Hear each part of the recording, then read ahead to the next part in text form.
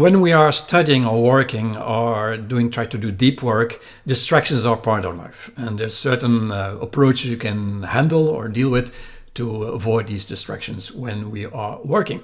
First of all, there's a digital space, and it's pretty much dominating our life now. So the first thing you can do is by removing any digital apparatus around you which might distract you, a cell phone, iPad, things like that, by putting on the flight mode, or switching on the Wi-Fi, or removing the electronic device far away so that you don't get distracted by it.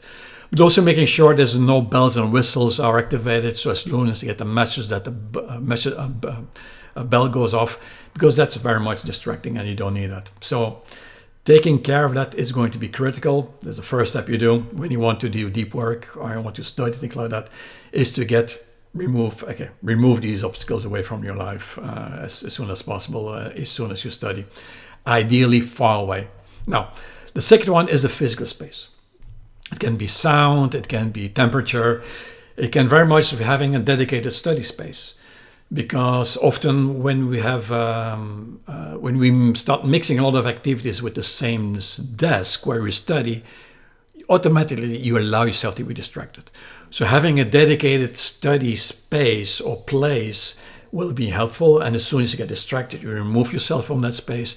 Is to have a dedicated space. You use, for example, a headset with a noise reduction device on it, such that you get the physical, let's say, distractions out of your, let's say, room and space. Now, the third one is a social element.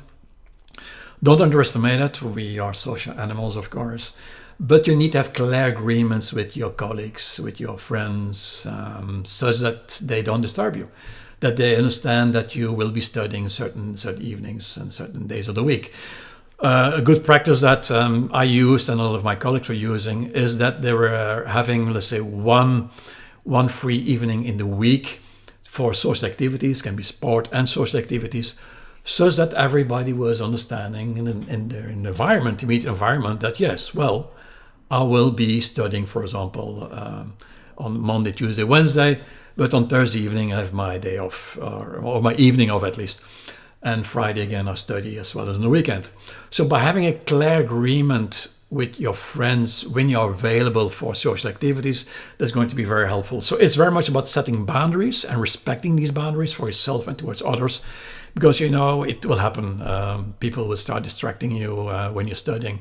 And if you allow that once or twice and three times, it becomes a habit. And therefore, it's not a straight way forward.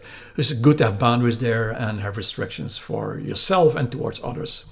The third element is the mental space. When we're studying, often we get distracted by our thoughts, and these thoughts can be overwhelming. And there's a great tool for that. It's called the parking lot, which is a tool where you can park away these distracting thoughts and to deal with it later. I have a video on that. The link is in the comments, so feel free to check it out.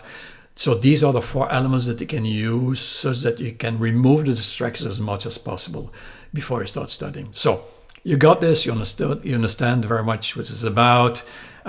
Feel free to like this video. Feel free to follow me on my channel and see you there later for more.